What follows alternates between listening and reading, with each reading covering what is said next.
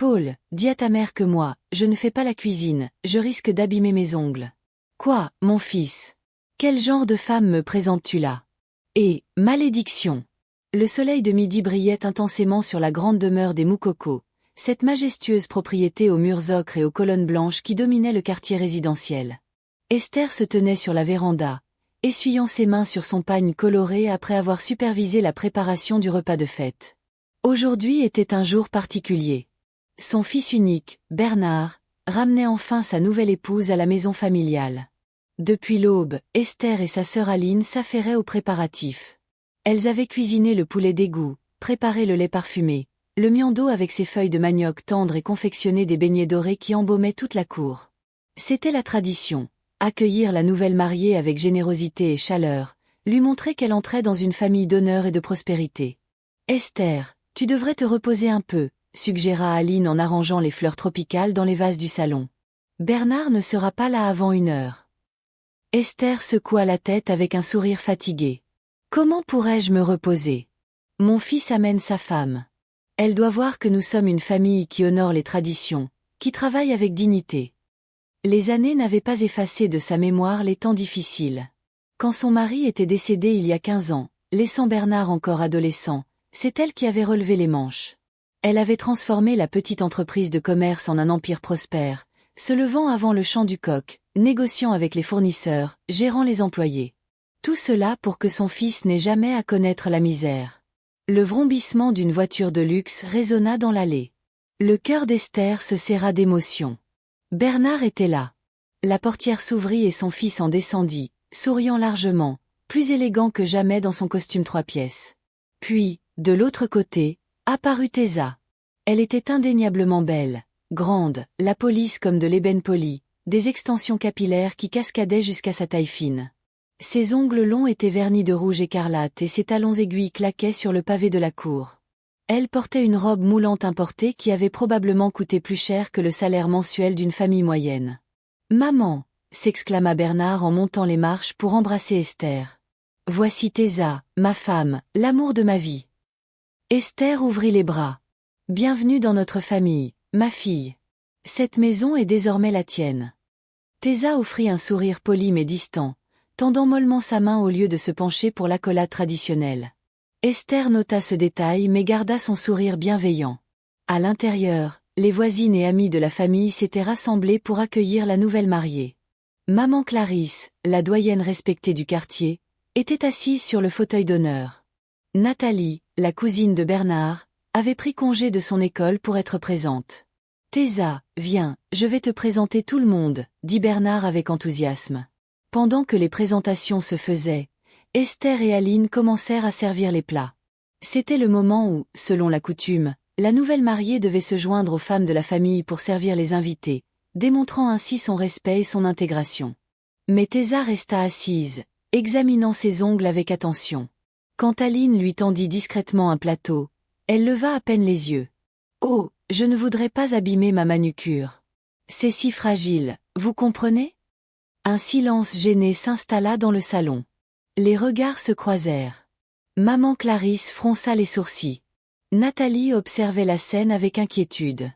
Bernard, ne remarquant rien, continua de rire et de plaisanter avec ses invités. Il était tellement amoureux, tellement fier de présenter sa belle épouse. Esther, portant seule un lourd plateau de plats fumants, croisa le regard de sa sœur Aline. Dans ce regard muet passait une compréhension partagée, une inquiétude ancestrale. Cette femme que son fils avait épousée ne portait pas en elle les valeurs qui avaient toujours fait la force de leur lignée. Mais Esther était patiente. Elle avait appris au fil des années que les leçons les plus importantes ne se transmettaient pas avec des mots, mais avec le temps et l'exemple. Elle sourit et continua de servir ses invités avec grâce, espérant silencieusement que sa nouvelle belle-fille finirait par comprendre. Les semaines qui suivirent l'arrivée de Thésa révélèrent une réalité que Bernard refusait obstinément de voir.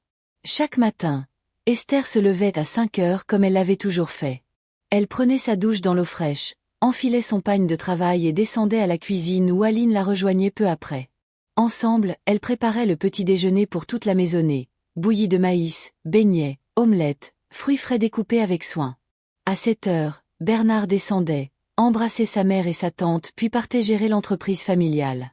À 8 heures, les employés de maison arrivaient pour les tâches lourdes, mais Esther n'avait jamais considéré que leur présence la dispensait de ses responsabilités.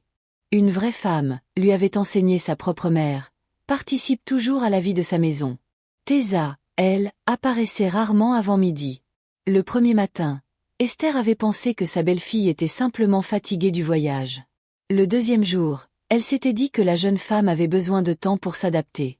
Mais quand la troisième semaine arriva avec le même schéma, Esther comprit que ce n'était pas une question d'adaptation.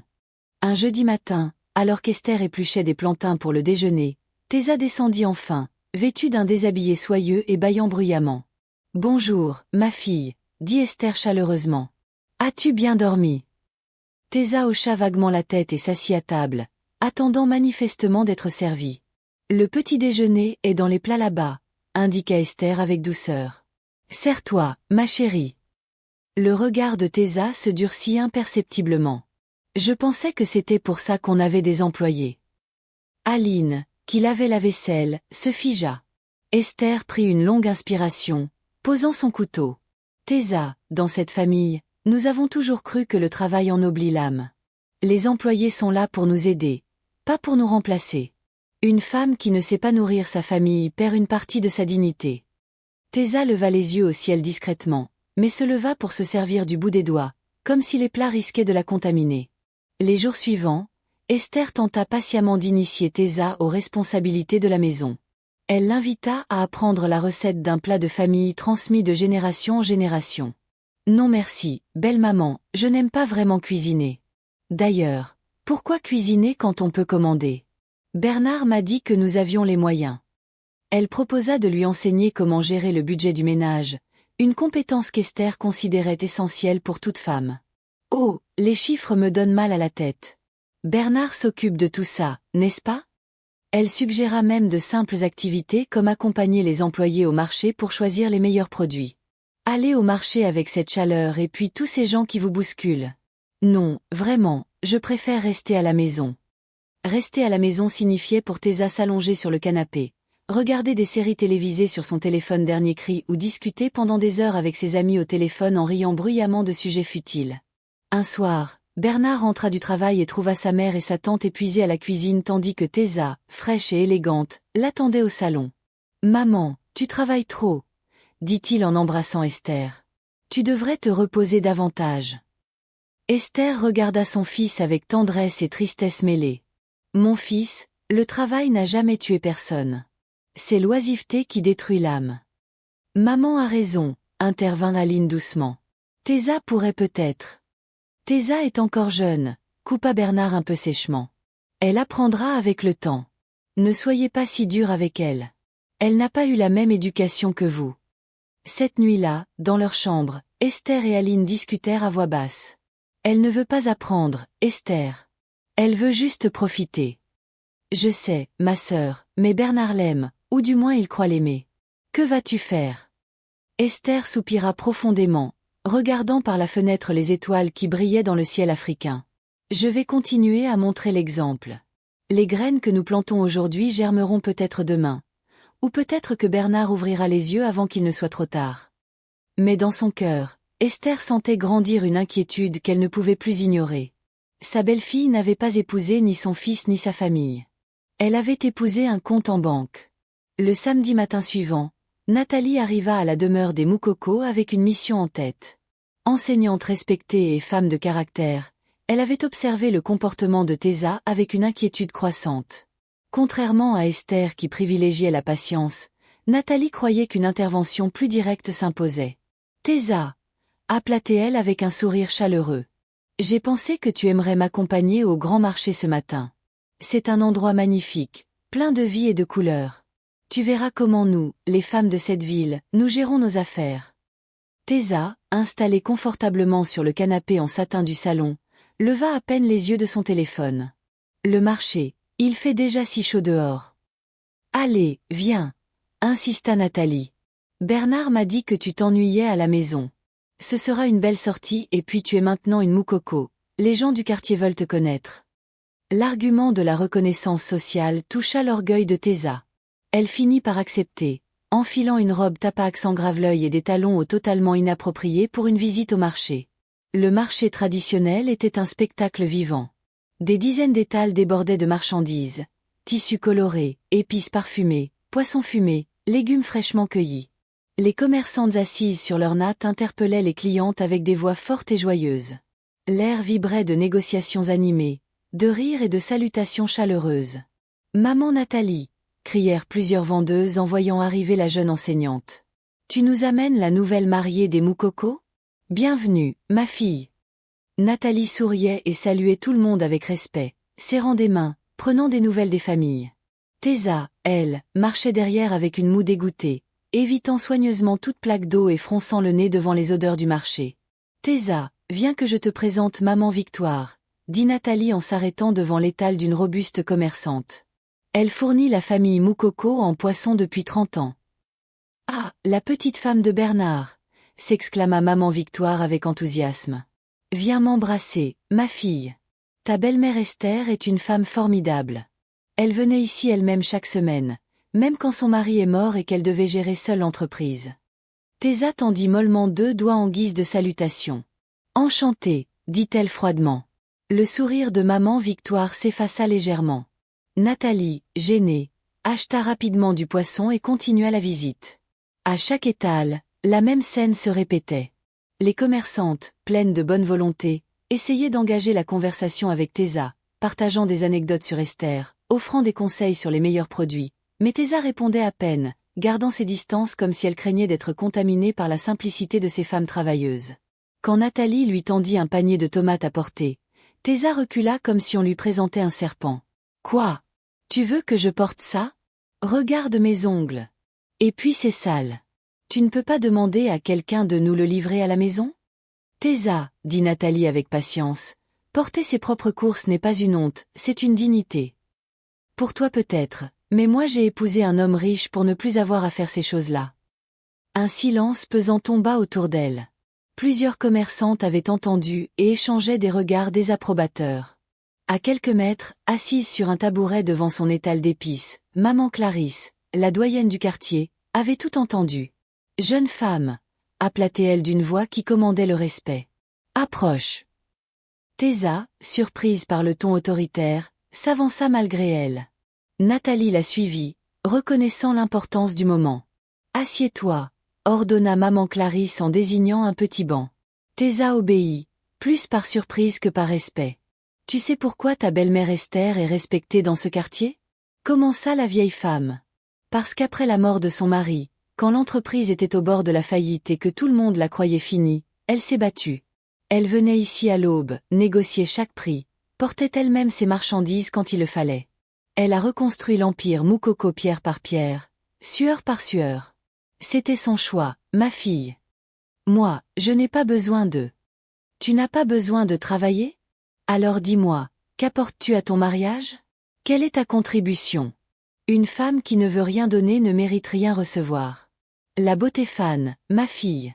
Mais le caractère, la dignité dans le travail, le respect des autres, ça, c'est éternel. » Thésa se leva brusquement, le visage dur. « Je n'ai pas à écouter ça.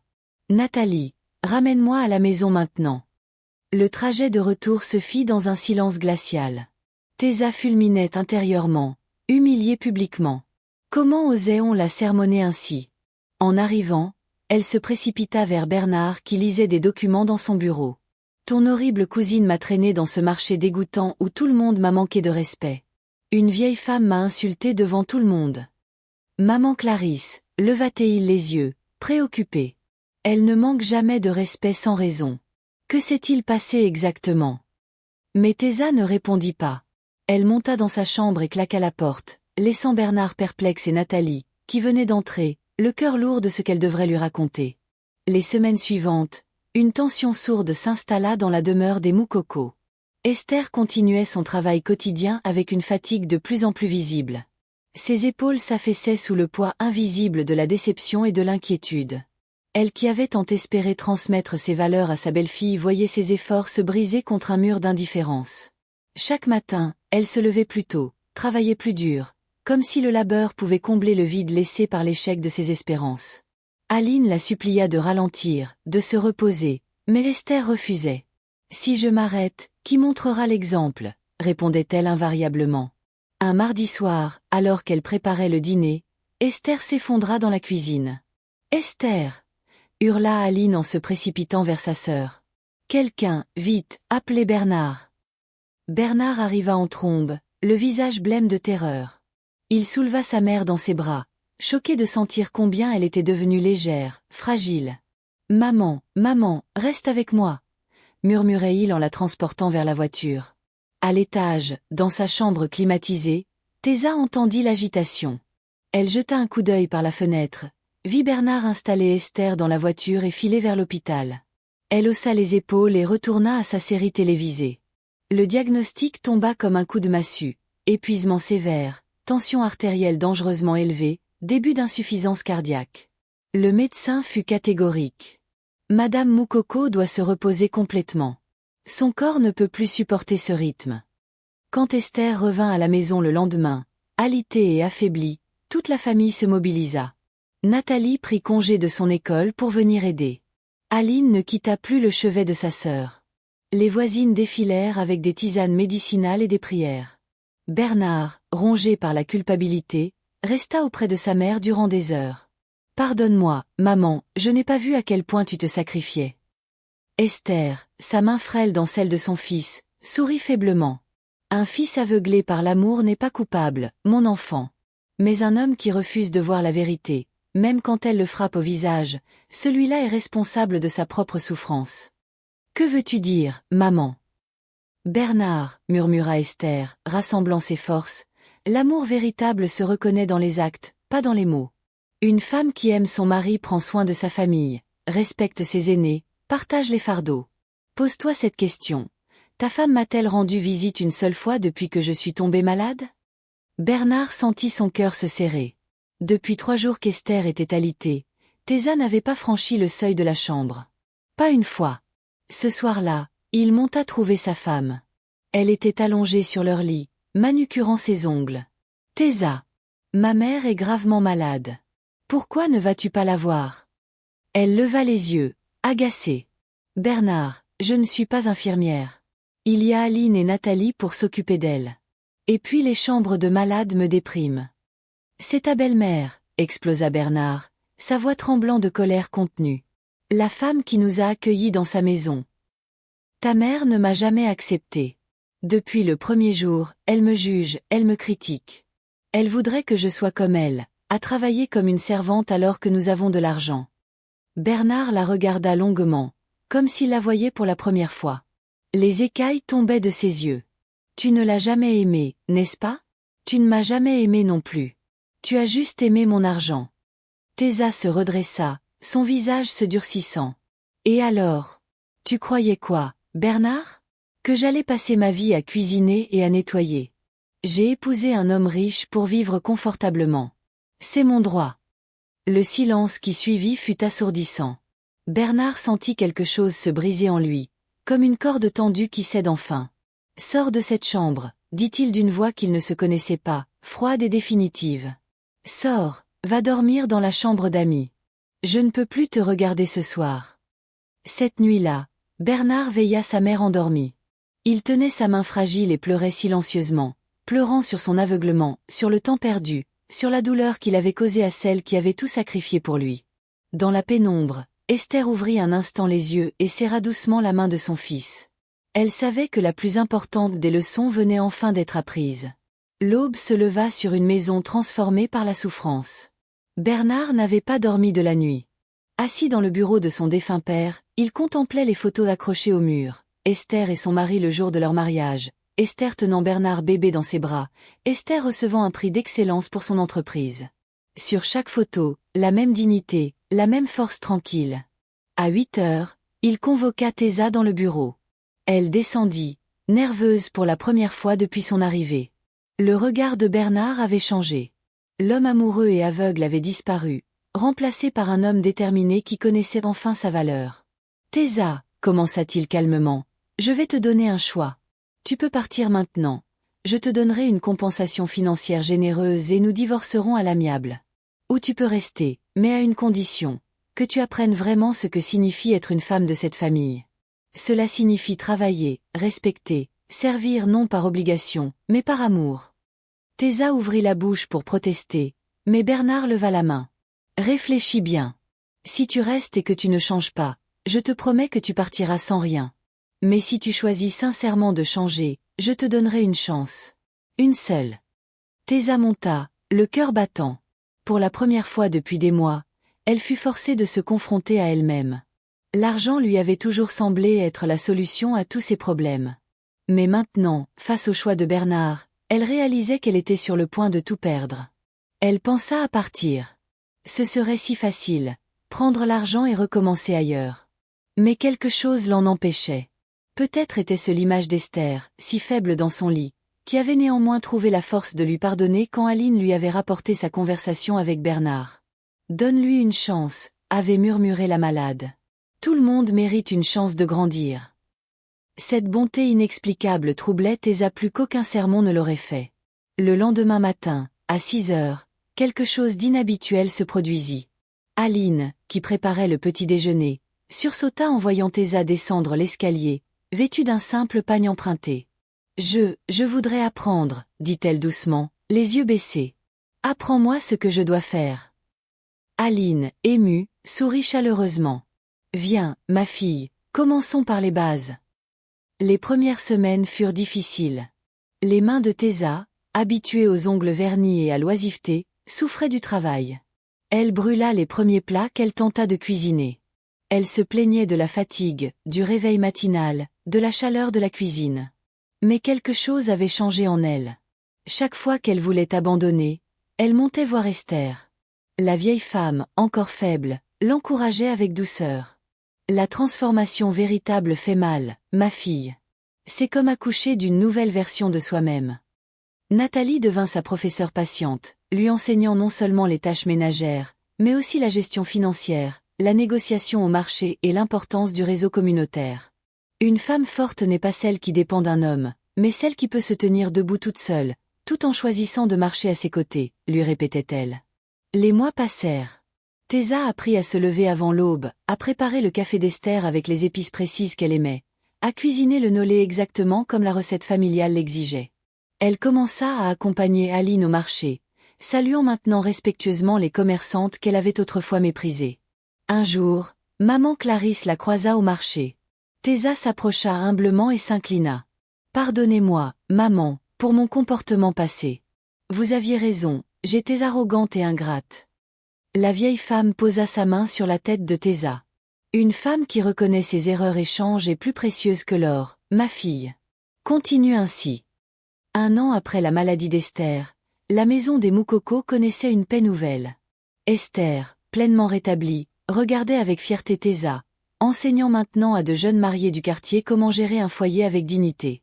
Un matin, tandis que Thésa et Esther préparaient ensemble le petit déjeuner, Bernard entra dans la cuisine et observa sa femme transformée, rayonnante d'une beauté nouvelle qui venait de l'intérieur. « Thésa, dit-il doucement, je suis fier de la femme que tu es. » Elle sourit, ses mains plongées dans la pâte à beignets. « J'ai découvert quelque chose, Bernard.